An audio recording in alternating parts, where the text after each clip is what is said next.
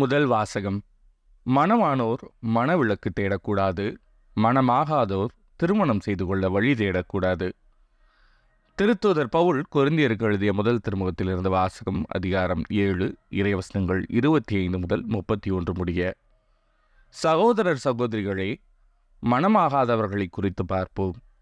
இவர்களை பற்றிய ஆண்டவரின் கட்டளை எதுவும் என்னிடமில்லை. எனினும் ஆண்டவரின் இரக்கத்தால் நம்பிக்கைக்குரியவனாய் இருக்கும் நான் என் கருத்தை சொல்கிறேன்.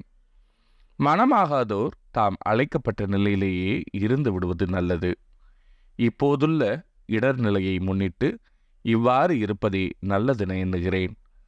மனைவியுடன் திருமணத்தால் இணைக்கப்பட்டு இருப்பவர்கள் மணவிளக்குக்கு வழி தேடக்கூடாது.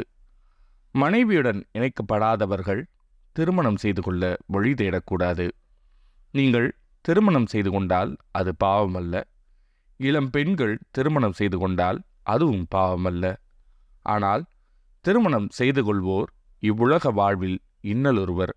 நீங்கள் அவ்வின்னல்களுக்கு உள்ளாகாதிருக்க வேண்டும் என்பதே என் நோக்கம். அன்பர்களே, நான் சொல்வது இதுவே. இனியுள்ள காலம் குறுகியதே. இனி மனைவி உள்ளவரும் மனைவி இல்லாதவர் போல இருக்கட்டும். அழுபவர் அழாதவர் போலவும், மகிழ்ச்சியுறுவோர் மகிழ்ச்சியற்றவர் போலவும், பொருள்களை வாங்குவோர் அவை இல்லாதவர் போலவும் இருக்கட்டும். உலக செல்வத்தை பயன்படுத்துவோர் அவற்றில் முழுமையாக ஈடுபடாதவர் போல் இருக்கட்டும். இவ்வுலகு இப்போது இருப்பது போல் நெடுநாள் இராது. இது ஆண்டவரின் அருள்வாக்கு. இறைவா, உமக்கு நன்றி.